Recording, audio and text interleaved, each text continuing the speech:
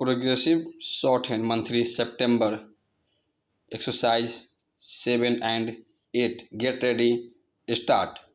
Honorable members, it is a constant endeavor of my government to ensure that benefits of entrepreneurship are availed by every section in the country under schemes like Hunar Haat and Ustad. Not only the skills of lakhs of crafts persons are being developed, but employment opportunities are also being generated under these schemes.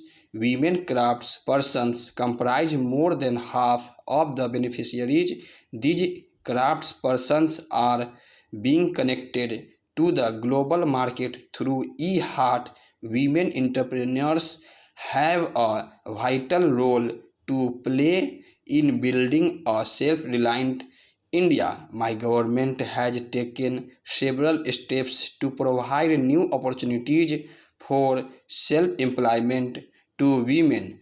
Under the Mudra scheme, more than 25 crore loans have been sanctioned so far, of which nearly 70% have been given to women entrepreneurs under Deen Dayal Antyodaya योजना, राष्ट्रीय ग्रामीण आजीविका mission. More than 7 crore women entrepreneurs have become a part of the network of nearly 66 lakh self-help groups in the country. These women groups have been provided bank loans worth rupees 3,40,000 crore in the last 6 years.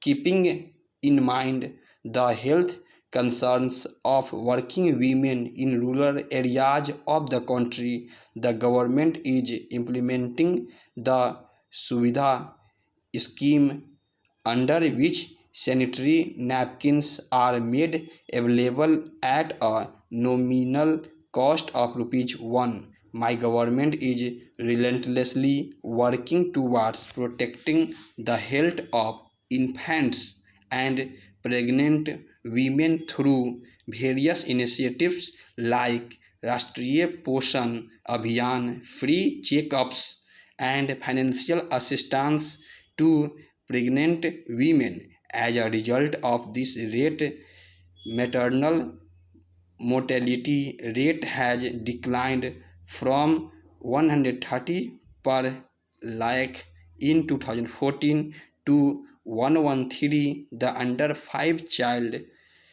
mortality rate has also reduced to 36, for which the first time, which is less than the world average rate of 39. As my government considers it important to ensure equal participation by women, it is providing new opportunities for our sisters and daughters in various fields.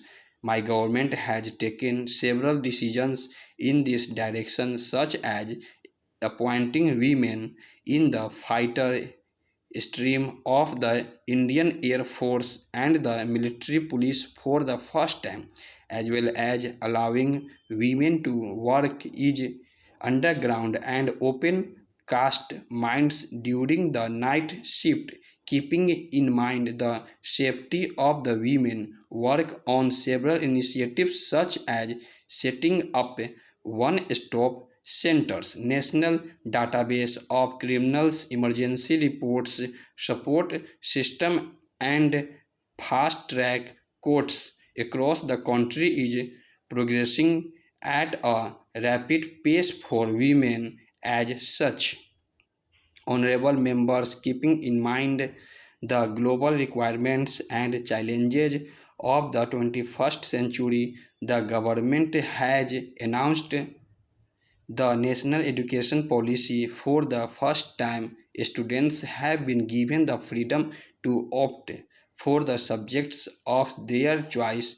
Under the national education policy, students have also been provided the option of changing their subjects or streams in the middle of a course under the Pradhan Mantri E-Vidya.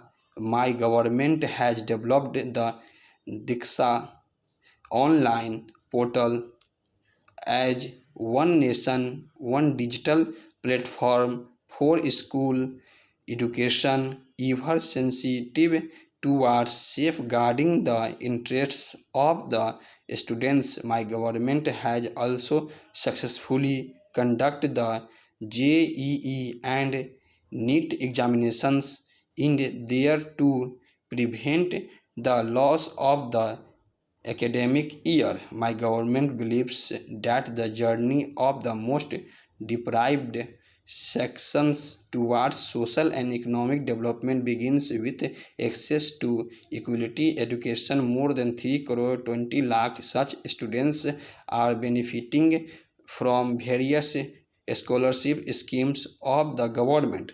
These include students belonging to the scheduled castes, backward classes, forest dwellers, and tribal community and minority communities. It is the endeavor of the government to ensure that maximum number of eligible and needy students are able to avail the benefit of the scholarships. Along with this, the central government's share in the funding of post matric scholarship scheme for scheduled caste students is also being enhanced. Similarly, the network of Eclave model residential schools is being expanded to cover every tribal dominated block to facilitate the education of tribal students.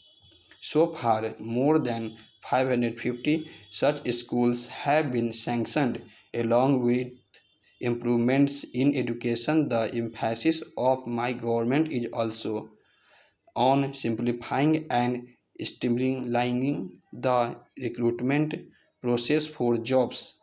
The youth have benefited greatly from discontinuation of interviews for recruitment to Group C and Group D posts. By setting up the National Recruitment Agency, the government has freed the youth from the inconvenience of appearing for multiple examinations.